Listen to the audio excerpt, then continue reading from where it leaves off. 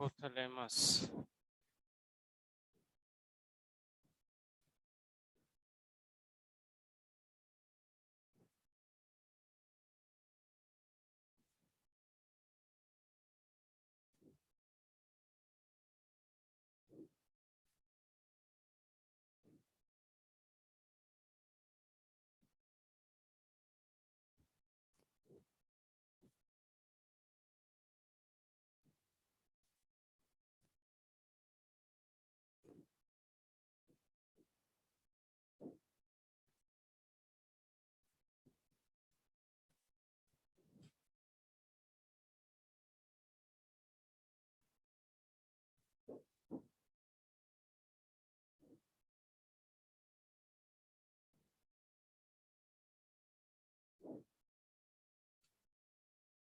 हम्म।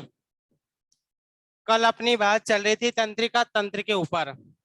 कल अपन ने बात की थी कि तंत्रिका तंत्र तीन प्रकार का होता है।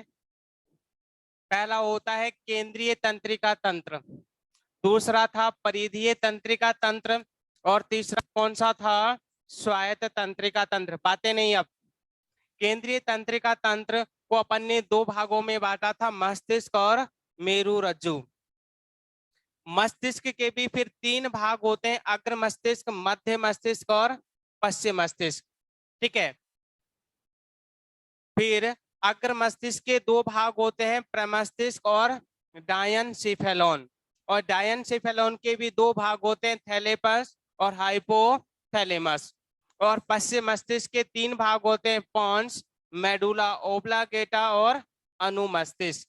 और स्वायत्त तंत्रिका तंत्र के दो भाग होते हैं, अनुकंपी और परानुकंपी। तो इस तरह से तंत्रिका तंत्र को डिवाइड किया जाता है। कल अपन बात कर रहे थे केंद्रीय तंत्रिका तंत्र की, कि केंद्रीय तंत्रिका तंत्र को हमारे मस्तिष्क का क्या कहा जाता है? सीपीयू भी बोलते हैं।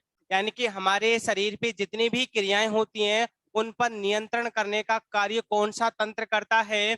केंद्रीय तंत्रिका तंत्र करता है। इसी वजह से क्या बोला था कल इसको अपन ने? सीपीयू, सेंट्रल प्रोसेसिंग यूनिट, यानी कि हमारे शरीर की सभी क्रियाओं का संचालन करने का कार्य करता है। फिर अपन ने बात की थी इसके दो भाग होते हैं, मस्तिष्क और मेरु रज्जु। अपन ने बात की थी कि हमारे मस्तिष्क की बात की जाए तो मस्तिष्क कहाँ पर सुरक्षित रहता है? कपाल अस्थियों में। हमारी खोपड़ी में 8 हड्डियां पाई जाती हैं जिन्हें बोलते हैं कपाल या स्कल। इनके मध्य मस्तिष्क सुरक्षित रहता है। इसका भार कितना होता है? लगभग 1300 से 1400 ग्राम पाया जाता है। ठीक है। फिर अपन ने बात की थी कि मस्तिष्क की इकाई को क्या कहा जाता है? न्यूरॉन बोला जाता है। फिर इसके अलावा अपन ने कुछ फैक्ट पढ़े थे कि मानव में 25 से 26 साल के बाद मस्तिष्क प्रति वर्ष 2.5 से 3.5 ग्राम घटना शुरू हो जाता है। तो जो भी आपको कुछ बनना हो 25 साल तक बन जाओ। ठीक है। जो भी आप लोगों के सपने हो, ठीक है, जो भी आप लोगों को कुछ बनना हो।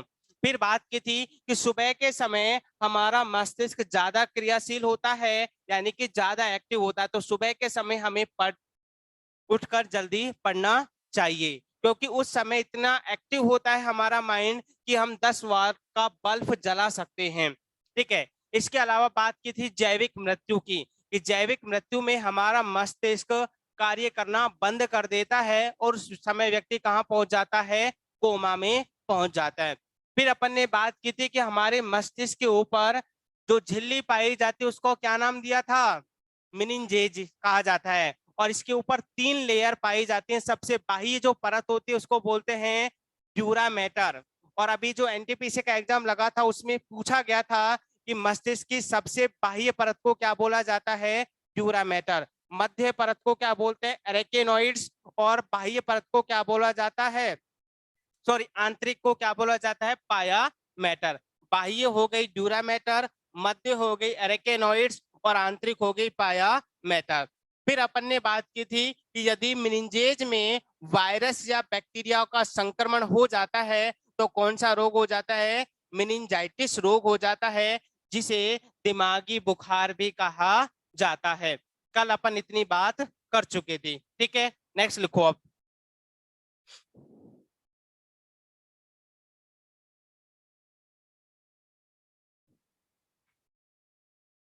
देखो, मस्तिष्क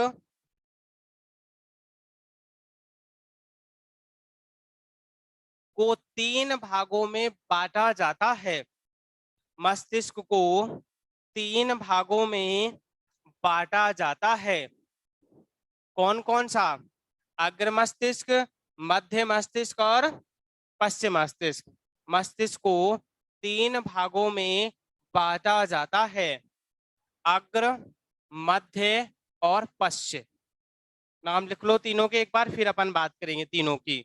अग्र मस्तिष्क, मध्य मस्तिष्क और पश्चिम मस्तिष्क।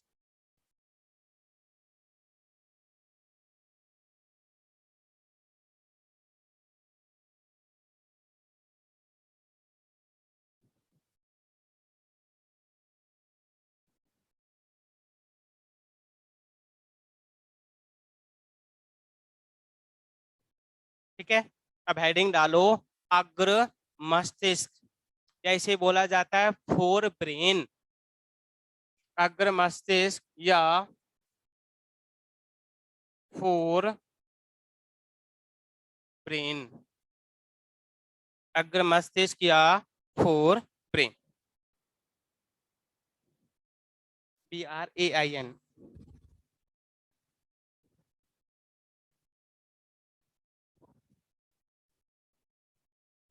देखो, यह मस्तिष्क का सबसे बड़ा भाग होता है। यह मस्तिष्क का यह मस्तिष्क का सबसे बड़ा भाग होता है। यह मस्तिष्क का सबसे बड़ा भाग होता है। अगला पॉइंट, इसे 2 भागों में बांटा जाता है। इसे 2 भागों में बांटा जाता है। इसे 2 भागों में बांटा जाता है, प्रमस्तिष्क और डायनसेफेलॉन। पहला डालो प्रमस्तिष्क, प्रमस्तिष्क और डायनसेफेलॉन। प्रमस्तिष्क और डायनसेफेलॉन। अब इसमें पहला लिखो प्रमस्तिष्क।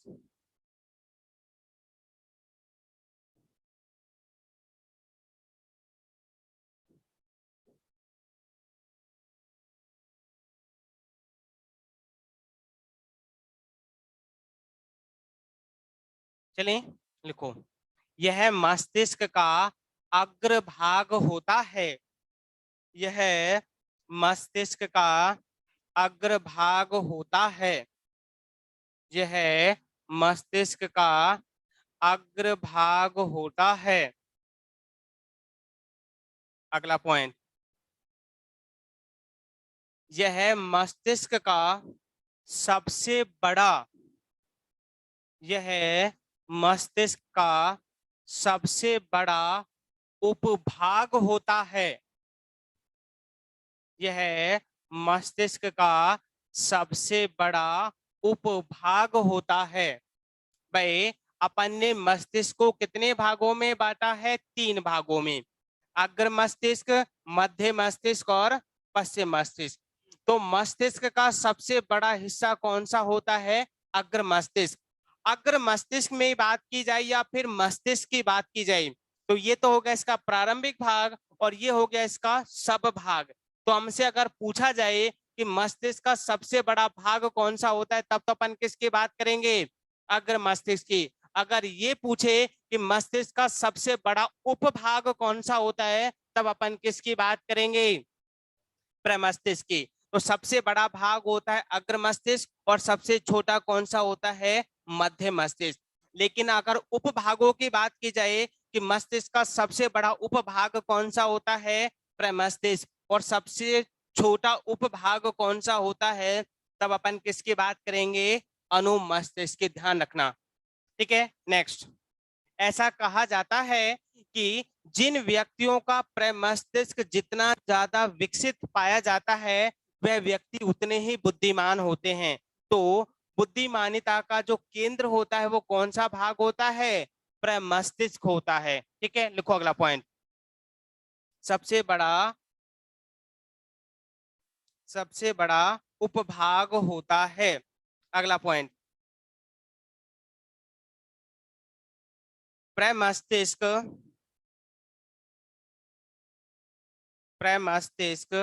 मस्तिष्क का 2/3 मस्तिष्क का 2/3 तिहाई भाग बनाता है। 2/3 तिहाई भाग बनाता है। अगला पॉइंट, इस भाग के द्वारा हम्म, इस भाग के द्वारा इस भाग के द्वारा बुद्धि इस भाग के द्वारा बुद्धि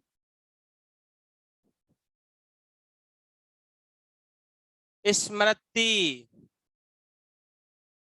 इस भाग के द्वारा बुद्धि स्मृति एवं भावना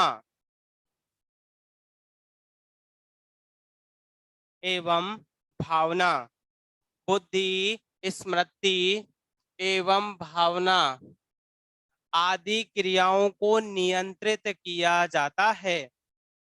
आदि क्रियाओं को नियंत्रित किया जाता है। आदि क्रियाओं को नियंत्रित किया जाता है। और ये तीनों की तीनों जो क्रियाएं होती हैं ये गर्ल्स में ज्यादा पाई जाती हैं। बुद्धि की बात की जाए तो लड़कियों की बुद्धि लड़कों की तुलना में ज्यादा होती है। दूसरा, इनकी स्मृति भी बहुत अच्छी होती है। ठीक है, तीसरा पॉइंट, ये भावुक भी बहुत जल्दी होती हैं। अब सुनो, जैसे कई बार हमें कोई पैराग्राफ याद करने के लिए दिया जाए ना तो लड़कियां उसको फटाफट रटकर सुना देती हैं। ठीक है, तो इनकी बुद्धि ज्यादा होती है क्योंकि लड़कियों का जो प्रमस्तिष्क होता है वो 2% ज्यादा पाया जाता है। इस वजह से लड़कियों में ये तीनों क्रियाएं लड़कों की तुलना में ज्यादा पाई जाती हैं। दूसरा, स्मृति, इनकी मेमोरी पावर बहुत तेज होती है। कई बार अगर कोई लड़ाई दंगा हो जाता है ना तो लड़के उस चीज को भूल जाते हैं, लेकिन लड़कियों को ये लंबे समय तक याद रहती है। फिर जब कभी बात चलती है ना तो बोलती है कि तुमने उस समय मुझे ऐसा कुछ कहा था। लड़का जब तक उसको भूल जाता है लेकिन लड़कियां इस चीज को जल्दी से नहीं भूलती हैं। तो इनकी मेमोरी पावर भी क्या होती है?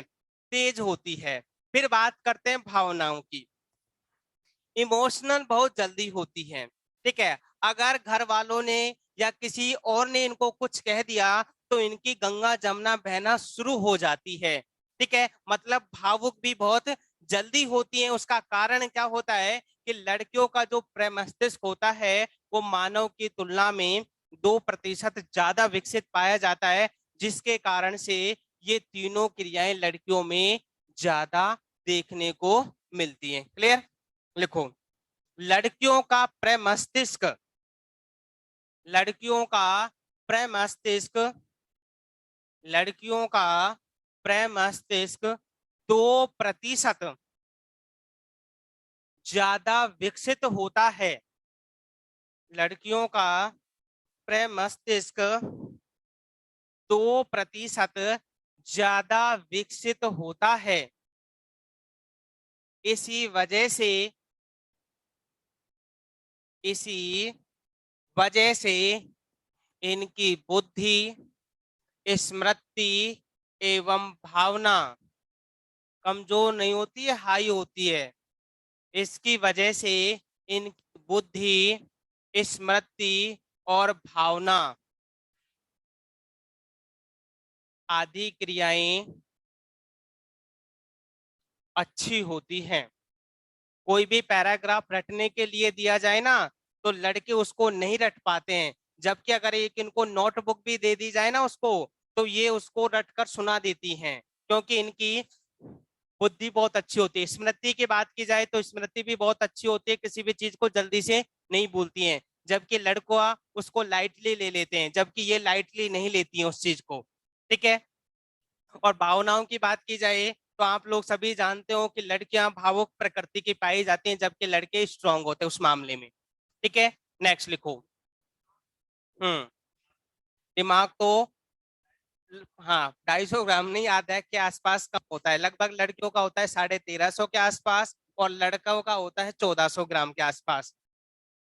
ठीक है। हाँ, अब बात करते हैं प्रमस्तिष्क। लिखो अगला पॉइंट। प्रमस्तिष्क को दो भागों में बांटा जाता है। प्रमस्तिष्क को दो भागों में बांटा जाता है।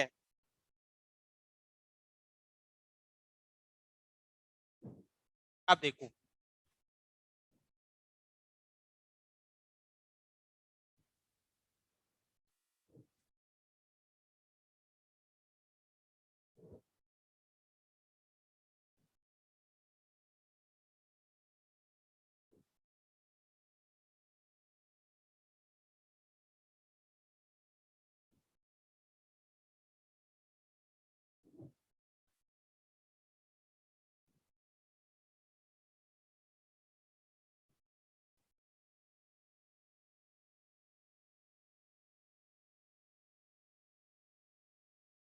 हिप्पोकैम्पस,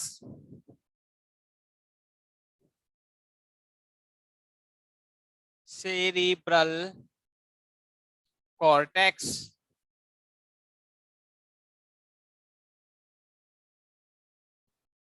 ये हमारे मस्तिष्क का सबसे छोटा भाग होता है, स्मॉलेस्ट, छोटा भाग। और ये हमारे मस्तिष्क का कौन सा होता है? लार्जेस्ट, बड़ा भाग। अब बात की जाए लार्जेस्ट या बड़े वाले भाग की, तो इसको भी फिर चार भागों में बांटा जाता है, इस तरह से। मेन दो भाग होते हैं हमारे मस्तिष्क का। पहला भाग होता है सेरिब्रल कॉर्टेक्स, और ये हमारे मस्तिष्क का सबसे बड़ा भाग होता है, लार्जेस्ट। और दूसरा जो होता है ये होता है हिप्पोकैम्पस, ये हमारे मस्तिष्क का क्या होता है? छोटा भाग। फिर इस सेरिब्रल कॉर्टेक्स को भी चार भागों में बांटा जाता है। ये जो भाग होता है इसको बोलते हैं फ्रंटल।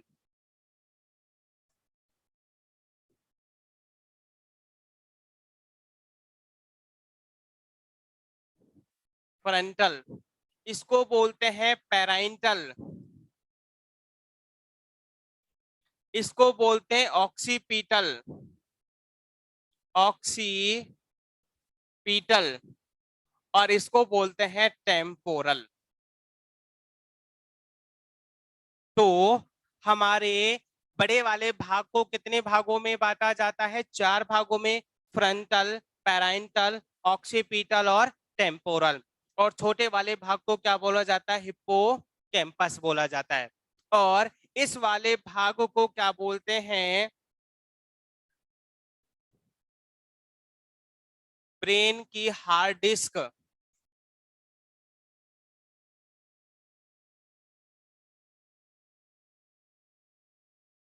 हमारे मस्तिष्क की क्या बोला जाता है? इसे हार्ड डिस्क बोला जाता है।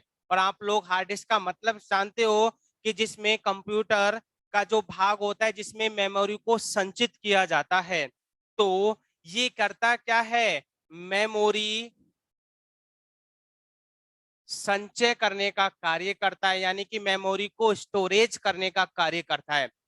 जब कभी ये हिप्पोकैम्पस वाला भाग क्या हो जाता है? क्षतिग्रस्त, यानी कि डैमेज हो जाता है, क्षतिग्रस्त हो जाता है, तो कौन सा रोग हो जाता है? एमनेशिया।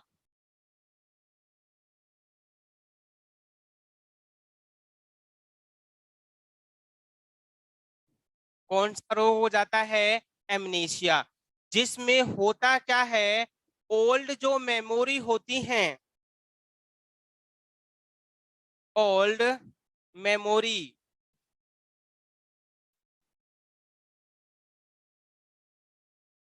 क्या हो जाती है इसमें?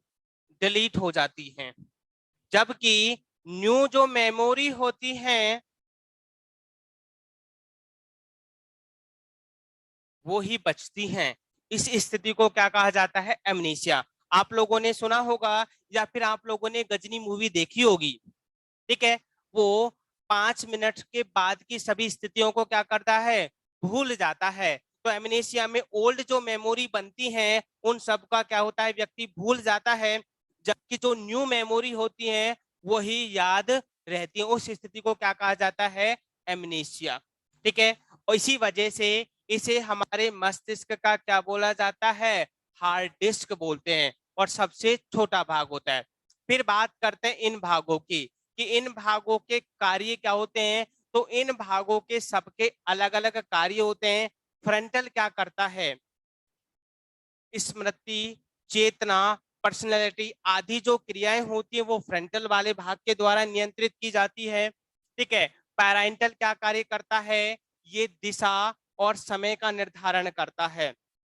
ऑक्सीपिटल की अगर मैं बात करूं तो इसके द्वारा मैथमेटिकल जो गणनाएं होती हैं उनको किया जाता है। और टेम्पोरल, इसके भी कार्य अलग अलग होते हैं। तो आप लोगों से यहीं से एग्जाम में क्वेश्चन पूछता है कि मस्तिष्क का वह कौन सा भाग होता है जिसके द्वारा इन क्रियाओं का संचालन किया जाता है। तो ये डायग्राम बनाओ, फिर अपन बात करेंगे इन सभी भागों के बारे में एक एक करके, कि कौन सा भाग क्या कार्य करता है।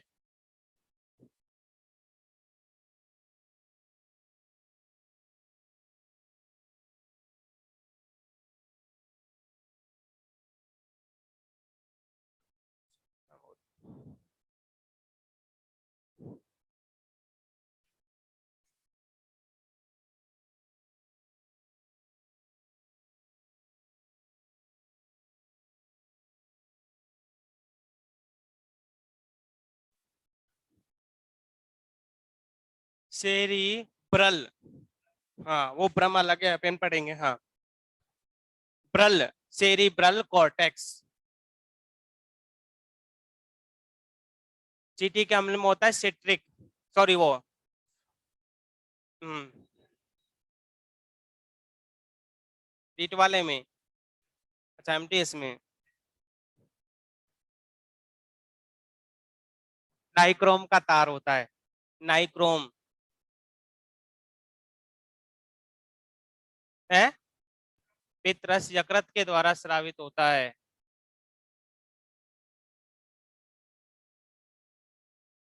क्या क्वेश्चन आए थे साइंस के उसमें? 3। चींटी के डंक वाला, ठीक है। फार्मिक अम्ल होता है, फॉर्मिक अम्ल, हाँ मेथनोइक भी बोलते हैं, फॉर्मिक अम्ल या मेथनोइक अम्ल। यकृत के द्वारा पित्तरस का स्राव किया जाता है और उसका संचय होता है पित्ताशय में। दोनों ही क्वेश्चन काफी बार रिपीट होते हैं।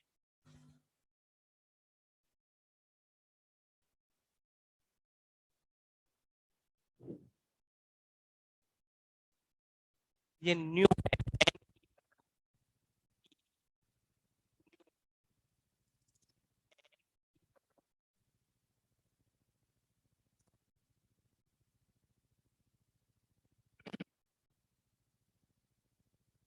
लॉस ऑफ मेमोरी, एमनेसिया को ही बोलते हैं।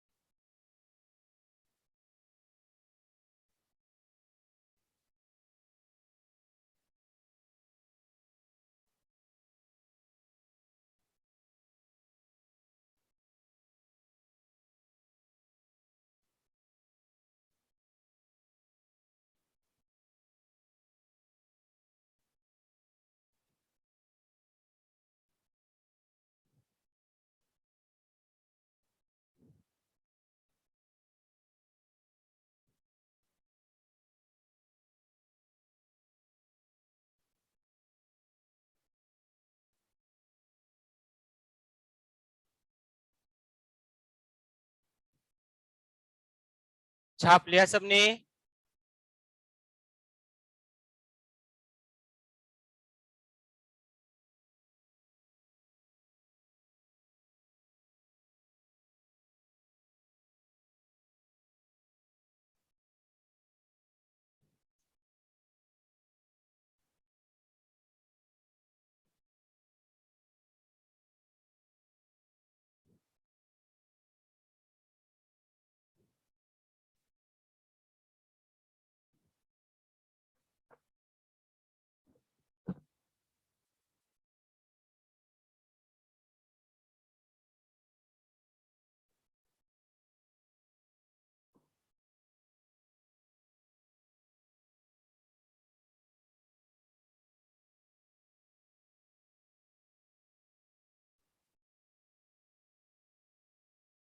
हेलो, नमस्ते सर। एक बात तो बोल रहा था सर, फिर 11 बजे आना है क्या?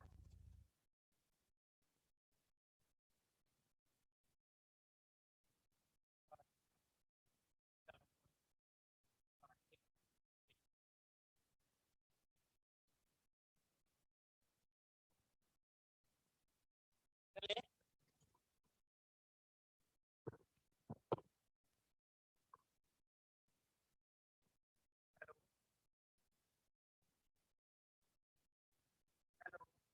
आराम हो।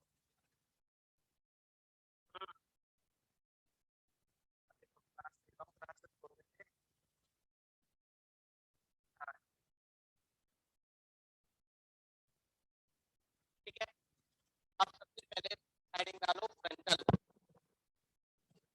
ये करता क्या है? एक नंबर लिखो फ्रंटल। आप लोगों से एग्जाम में यही चीजें पूछता है कि हमारे मस्तिष्क का कौन सा भाग कौन सी क्रियाओं का संचालन करने का कार्य करता है। तो पहला भाग लिखो फ्रंटल, यानी कि इसके द्वारा कौन कौन सी क्रियाएं संचालित की जाती हैं। लिखो इसमें पहला विचार। जो भी अच्छे बुरे विचार आते हैं वो सारे किस में आते हैं? फ्रंटल भाग में, किसी को देखकर। और आप लोग सभी जानते हो आजकल नेगेटिव विचार सबसे ज्यादा आते हैं। कल भी अपन ने बात की थी कि हमारे मस्तिष्क में लगभग 90% विचार तो कैसे आते हैं? नेगेटिव। और 10% विचार कैसे आते हैं? पॉजिटिव। अगर भाई बहन भी जा रहे होंगे ना साथ में तो उसका भी अलग ही मतलब निकालते हैं। ठीक है, तो नेगेटिव विचार जो भी अच्छे बुरे आते हैं वो सारा कौन सा भाग देखता है? फ्रंटल भाग देता है। क्योंकि सारी बात होती है नजरिए की, कि हम किसके प्रति क्या सोचते हैं। क्योंकि सबके सोचने का नजरिया अलग अलग होता है। जैसे हम्म, ठीक है, वो भी होती है अंधे की देखने की शक्ति जो नहीं होती, लेकिन विचार तो आते ही हैं उसके में भी, कि काश मेरी आंखें ऐसे मेरी आंखें होती तो मैं इस नजरिए को देखता। ठीक है, अब सुनो। हम्म अब एक बात सुनो। एक व्यक्ति, एक राज्य था, और एक राज्य में राजा ने अपने मंत्री से कहा कि मुझे 1 किलो बैल का दूध चाहिए। बात नजरिए की है। ठीक है, कि मेरा नजरिया क्या होता है, किसी दूसरे का नजरिया क्या होता है। तो उसको 1 किलो बैल का दूध लाने के लिए कहा। अब मंत्री खुद सदमे में आ गया। भाई, जो चीज संभव ही नहीं है मैं उसको कैसे संभव कर सकता हूं। तो उसने राजा से 6 महीने उधारे मांगे कि महाराज मुझे 6 महीने का टाइम चाहिए, तो मैं आपको ये चीजें उपलब्ध करा सकता हूं। तो राजा ने कहा कि 6 महीने तेरे और 7वां महीना मेरा। अगर तूने 6 महीने में ये चीज उपलब्ध नहीं कराई तो तेरे पूरे परिवार को मैं क्या कर दूंगा? खत्म करा दूंगा। क्यों? आप लोग सभी जानते हो कि राजा क्या होते हैं? सन के टाइप के। अगर कोई चीज चाहिए तो फिर चाहिए। उनको इस चीज से कोई मतलब होता नहीं है कि वो सही है या फिर गलत है। अब बात होती है, अब बेचारे मंत्री को सूखनी शुरू हो जाती है कि भाई जो चीज संभव ही नहीं है तो वो उसको कैसे संभव कर सकता है। अब उनके एक लड़का था। अब वो जाके ये सारी समस्या अपनी पत्नी को बताता है कि राजा ने मुझे ऐसा करने के लिए कहा है। अब उसको भी टेंशन हो गई। और आप लोग सभी जानते हो कि चिता और चिंता दोनों में एक पॉइंट का फर्क होता है, बस एक बिंदु का। अब दोनों को सूखनी शुरू हो गई। अब वो क्या सोचते हैं कि अपने जो ये लड़का है, अगर अपन इसको बाहर भेज दें, मतलब घर से निकाल दें, तो अपना वंश क्या होगा, आगे चल जाएगा। अब दोनों ने विचार किया, बोला बात तो सही है। अब जब लड़का अपने पिता के पास जाता है तो पिता उसको फटकार लगाता है, माता के पास जाता है तो माता उसको फटकार लगाती है। अब बच्चा भी टेंशन में आ गया कि भाई मैं ऐसा कोई गलती भी नहीं करता, ना किसी के साथ मेरा लड़ाई दंगा होता, ठीक है, तो मुझे माँ बाप ऐसा व्यवहार क्यों कर रहे हैं मेरे प्रति। तो उसने एक दिन देखा, 2 दिन देखा, मतलब 5-7 दिन तक यही बातें। तो उसने एक दिन पूछ ही लिया अपने पिता और माता से कि पिताजी आखिर बात क्या है। तो वो बोलते हैं कि बेटा ये बात है, राजा ने हमें ऐसा करने के लिए कहा है, और जो चीज संभव नहीं है उसे हम संभव कर भी नहीं सकते। तो बोला ठीक है। तो वो दूसरे दिन अपने बोरी बिस्तर बांध के निकल देता है।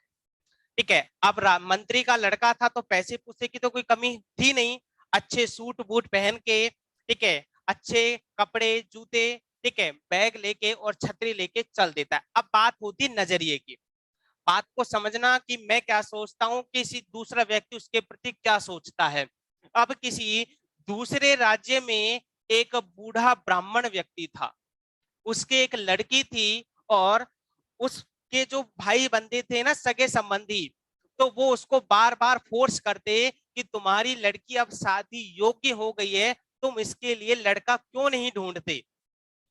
अब वो भी बेचारा रोज रोज के तानों से परेशान हो गया, तो सोचता है कि आज चलो मैं कहीं निकलता हूँ कोई लड़का ढूंढने के लिए। अब ये लड़का तो इधर से जा रहा है और ये बूढ़ा ब्राह्मण इधर से आ रहा है। अब दोनों रास्ते में मिल जाते हैं।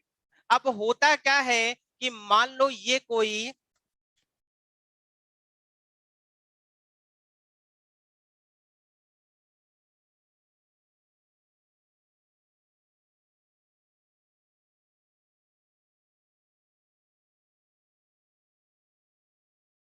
एक पेड़ था, धूप का समय था, लड़के को तो जाना था भाई, क्योंकि वो तो गांव से निकल ही आया है बाहर। अब ये बूढ़ा ब्राह्मण भी घूम फिर कर वापिस जा रहा है। अब होता क्या है, दोनों इस पेड़ के नीचे बैठ जाते हैं। अब होता क्या, देखो नजरिए की बात है सारी। अब रस लड़का जो पूरे रास्ते आया तो इसने छतरी नहीं तानी, धूप का मतलब गर्मियों का समय था, और इसने पेड़ के नीचे आके छतरी तान ली। अब बूढ़ा ब्राह्मण कहता है कि कितना बेवकूफ लड़का है, ठीक है, कि इसने छतरी पेड़ के नीचे तानी, मतलब जहां पहले से ही छाया है वहां पर ये छतरी तानता है। अब मुझे बताओ कि इस लड़के ने तो क्या सोचकर छतरी तानी, और इस बूढ़े ने क्या सोचकर इसके बारे में विचार किए। ठीक है, क्योंकि विचार हमेशा बदलते रहते हैं प्राणी के। बताओ, अब अपना अपना नजरिया दो कि लड़के ने पेड़ के नीचे ही छतरी क्यों तानी, उसने धूप में क्यों नहीं तानी। लड़के ने ऐसा क्या सोचा कि उसने पेड़ के नीचे छतरी तानी। नहीं, बरसात नहीं आ रही थी, मौसम एकदम साफ था। हाँ, ओले तो बरसात ही नहीं है तो ओले कहाँ से आएंगे।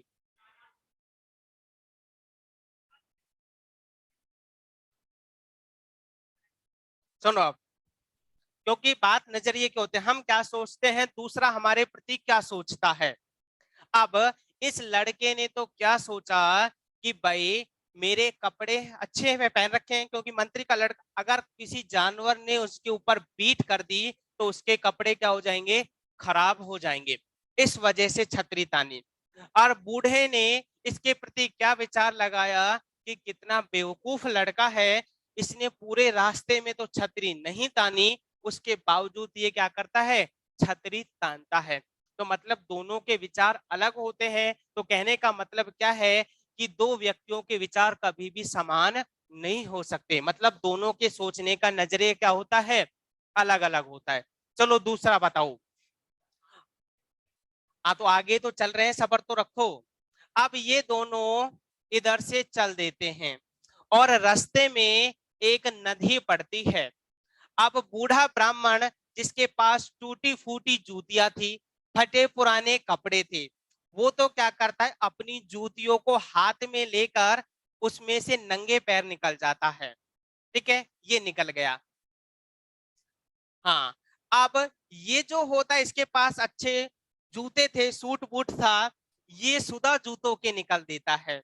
अब कारण बताओ। अब फिर ब्राह्मण बोलता है कि कितना बेवकूफ लड़का है, इसके पास इतने अच्छे जूते हैं, इतने अच्छे कपड़े हैं, उसके बावजूद ये पानी में जा रहा है। और लड़का सोचता है कि कितना बेवकूफ बुड्ढा है, इसके पास मतलब कपड़े भी कोई खास अच्छे नहीं है और इसकी जूतियां भी टूटी फूटी हैं, फिर भी नंगे पैर जा रहा है। अब बताओ उन दोनों के सोचने का नजरिया क्या था। दूसरा क्वेश्चन। हम्म।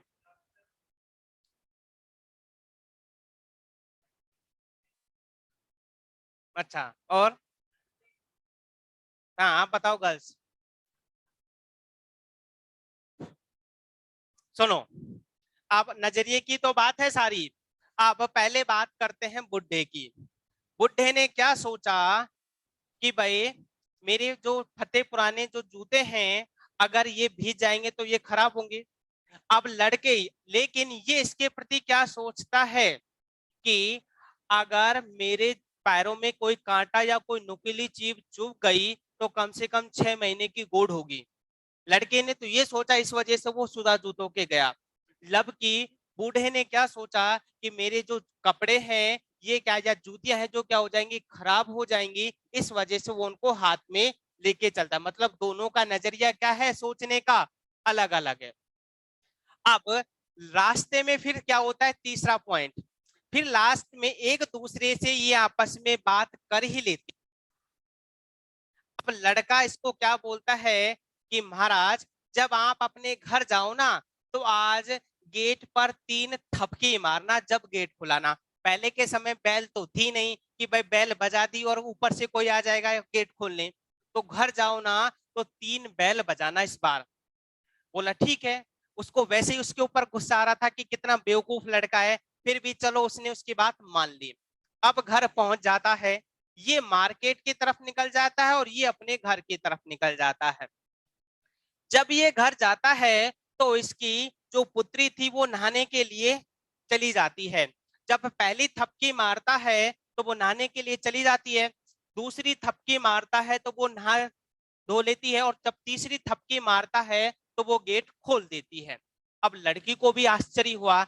जब हम कोई नई चीज करते हैं तो घर वाले भी सोचते हैं कि आज तो पक्का दाल में काला है। ठीक है, या तो कुछ पा गया या फिर जान गेड़ा आ गया। अब वो सोच में पड़ गई कि पिताजी, आज ऐसा हुआ कि जब आप रोज आते थे तो 1 किलोमीटर दूर से ही चिल्लाते आते थे कि भाई लड़की को नाम होगा कुछ भी, सपना जो भी है, कि गेट खोलो थे। अब लेकिन उस दिन उसको मतलब 3 थपकियां मारी तो बोलता है कि अपनी लड़की को कि आज मुझे ऐसा बेवकूफ मिला। तो उसने उसकी सारी बात बताई कि एक लड़के ने पेड़ के नीचे छतरी तानी जबकि धूप में नहीं तानी, उसके अच्छे जूते थे, तब उसने वो भी नहीं उतारे और पानी में से निकल दिया। तो लड़की अपनी सहेली को बुलाती है। ठीक है, अपनी सहेली से बोलती है कि ये तो ले 8 आने। 8 आने का मतलब समझते हो उस समय कितना होता है, अठन्नी जो बोलते हैं अपन, कि 4 आने की तो लेके आना प्यारी। 4 आने की तो क्या लेके आनी है, प्यारी। और 4 आने की लेके आनी है प्राण प्यारी। प्राण प्यारी। हाँ अभी बता रहा हूँ, सब्र रखो। हाँ बाजार में ही मिलती है। हाँ, ये दोनों लेके आनी है तुझे। अब उसकी सहेली चल देती है। अब सेठ जी की दुकान पे पहुंच गई कि लाला जी मुझे ना 4 आने की तो प्यारी दे दो और 4 आने की प्राण प्यारी दे दो। अब सेठ जी बोला कि मेरे पास ये सामग्री नहीं है। तो बेचारी वापिस आ जाती है। फिर उसको बोलती है कि भाई मुझे नहीं मिला सामान। ये उसको एक बार बोलती है कि एक बार और जाओ मेरे कहने से। फिर बेचारी सहेली चली जाती है क्योंकि दोस्ती का बात थी। फिर बोलती है सेठ जी को कि सेठ जी मुझे चार आने की प्यारी दे दो और चार आने की प्राण प्यारी। तो फिर बोलता है कि भाई मेरे पास जब है ही नहीं तो मैं कहां से दे दूं। फिर बेचारी वापस लौट आती है। आप फिर बोलती है कि भाई मुझे तो ये नहीं मिला। फिर बोलती है कि लास्ट बार और चली जा। अब उसको भी गुस्सा आ गया कि जब मैं 2 बार जा चुकी हूँ, उसके पास है ही नहीं तो वो कहां से देगा। चल, वो लास्ट में एक बार और चली जाती है। इतने ही घूमते घूमते ये लड़का भी कहां पहुंच जाता है, इस शॉप पर पहुंच जाता है। अब वो बाहर बैठा होता है, जैसे ही दुकानों के पास थड़ी लगी होती है, जैसे अपन चाय की थड़ी पे जाके चुस्की मारते हैं, ठीक है, कुछ बच्चे सिगरेट या बीड़ी भी फूंकते हैं वहां बैठ के।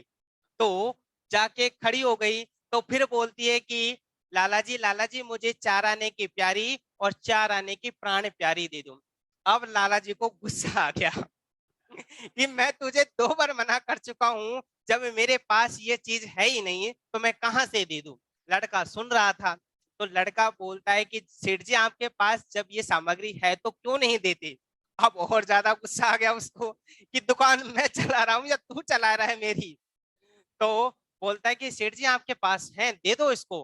तो बोला मेरे पास नहीं है। तो उसको क्या बोलता है, क्योंकि लड़कियों को ये दोनों चीजें बहुत प्यारी होती हैं। प्यारी का मतलब होता है काजल, और प्राण प्यारी का मतलब होता है मेहंदी। ठीक है। तो सेठ जी बोलता है कि ऐसा क्यों नहीं बोलती है ये लड़की, ये तो मेरे पास काफी सामान रखा है। तो वो उसको दे देता है। लड़की देकर लेकर अपनी सहेली को दे देती है। अब सहेली पूछती है कि अब कैसे मिल गया सामान। तो वो बताती है कि वहां एक लड़का था, उसने ऐसा कहा तो उसने मुझे दे दिया। तो लड़की बोलती है कि एक काम और कर दे छोटा सा। ठीक है। बोला आप क्या करना है कि उस लड़के को बुला के लेके आ घर पे। ठीक है। अब उस समय मोबाइल तो थे नहीं। ठीक है, कि जो नंबर मांगेंगे। बोलता ठीक है। अब वो घूमते घूमते वापस गई। तो उसको बोलते कि आपको मेरी सहेली बुला रही है। तो बोलता कि मैं आपकी सहेली को तो वैसे भी नहीं जानता और मैं तो नहीं जाऊंगा। बोला मेरे कहने से चलो, नहीं तो फिर मुझे वापस भेजेगी। तो वो उसके साथ चला जाता है। अब गांव में जैसे जानते हैं बाहर खाट वगैरह डाल के बैठे रहते हैं।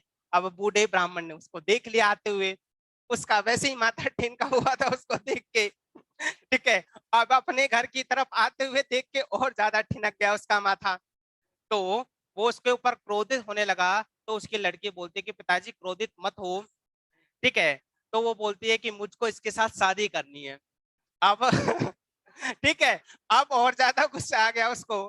ठीक है, कि क्या कह रही है। बोलो पिताजी चाहे आप कुछ भी करो, मुझे ना आपका भात चाहिए ना मुझे छूचक चाहिए, बस किसी भी तरह से मेरी शादी करा दो। अब ब्राह्मण ने सोचा कि जब भाई लड़की ही राजी है तो अपन इसमें कर भी क्या सकते हैं, दोनों की शादी करा देते हैं। अब वो लड़का वहीं पे रहना शुरू कर देता है। लगभग इतने उनके 4 से 5 महीने गुजर गए। अब एक दिन लड़के को सोते सोते अपने माँ बाप की याद आ गई कि मैं तो यहाँ सुकून से सो रहा हूँ, लेकिन 1 महीने के बाद मेरे माँ और पिता को फांसी की सजा दी जाएगी। क्योंकि अगर वो चीज जो भाई संभव ही नहीं है, उसको कैसे संभव कर सकते हैं। तो वो लड़का रोने लगा। तो उसकी पत्नी बोलती है कि ऐसा क्या हुआ कि आज आप रोने लगे। तो वो बोलता है कि मैं फलाने राज्य के राजा के मंत्री का लड़का हूँ, और मैं इस वजह से घर से बाहर निकला हूं कि मेरे पिताजी को राजा ने 1 किलो बैल का दूध लाने के लिए कहा है। और जो चीज संभव ही नहीं है वो कैसे संभव हो सकती है। तो 6 महीने मतलब 1 महीना और बचा, उसके बाद मेरे माँ बाप को फांसी की सजा दी जाएगी। लड़की बोलती है बस इतनी सी बात। अब लड़के को शॉट लगा कि इसके लिए तो ये इतनी सी बात है, हमारे माँ बाप के ऊपर तो पता नहीं क्या गुजर रही है। वो इसका जवाब तो मैं दे दूंगी। बोला ठीक है, दे देगी। बोला हाँ। तो कल ही बोलता है अपने ससुर को कि पिताजी हम तो अपने गांव जाएंगे। वो तो बोलता है ठीक है भाई। उनका जो भी उसके पास था छोटा मोटा उसने उनको बांध बूंद के दे दिया। अब पहुंचते पहुंचते लगभग पैदलों के रास्ते थे, 10-5 दिन में घर पहुंच गए। अब जैसे ही घर के एंटर हुआ, मतलब माँ बाप दोनों खाट में एकदम लगे पड़े चिंता में। ठीक है, मतलब सूख के लकड़ी हुए पड़े। हाँ। अब जैसे ही लड़का एंटर हुआ तो उसने माँ बाप के चरण वगैरह स्पर्श किए। तो गुस्सा आ गया माँ बाप को कि मतलब 10-5 दिन की बात और थी, 10-5 दिन और बाहर रह लेता तो तेरा क्या बिगड़ जाता। गुस्सा तो आ ही गया। अब साथ के साथ बींदनी और आ रही है, ठीक है। अब वो भी जब पैरों में चरण स्पर्श करती है तो और ज्यादा गुस्सा आ गया कि तू तो मरने के लिए आ ही गया, किसी ब्राइज आई को और ले आया मारने के लिए। तो बोलता है कि पिताजी आपके आंसर का जवाब ये लड़की दे देगी। तो लड़का वो मतलब जो ब्राह्मण वो था मंत्री, एकदम झट से खाट में से खड़ा हो जाता है, क्योंकि कोई रोग तो था नहीं, पर रोग क्या थी, चिंता ही तो थी। वो खड़ा हो जाता है, बोला ये लड़की दे देगी, बोला हाँ पिताजी। तो मतलब 4-5 दिन अपने घर पे रहे, कितने 6 महीने कंप्लीट हो गए। तो वो लड़की बोलती है कि पिताजी मुझे 7 तरह की कत्तर चाहिए, मतलब कपड़े चाहिए, ये मुझे आप उपलब्ध करा देना। बोला ठीक है। अब जैसे ही 6 महीने कंप्लीट हुए, 7वां महीना चला, तो वो राजा की तरफ चल दिया। अब राजा तो वेट कर रहा था कि कब आएगा और कब मैं अपनी शर्त पूरी कराऊंगा। हाँ, तो वो बोलता है कि हाँ मंत्री जी, वो बताओ ये चीज उपलब्ध हुई क्या नहीं हुई। अब वो लड़की एक परात में कपड़ों को रखकर अपने उनके राज्य में कोई नदी तालाब होगा वहां पर बैठी थी। अब तो वो सर महाराज अपन 6 महीने के बाद मिले, चलो थोड़ा घूम फिर आते हैं, अपने राज्य में क्या चल रहा है। बोला चलो। अब जब से ही वो उस नदी या तालाब के पास से गुजरते हैं, तो मंत्री को तो पता था कि ये मेरी पुत्र वधू है, तो वो तो निकल जाता है।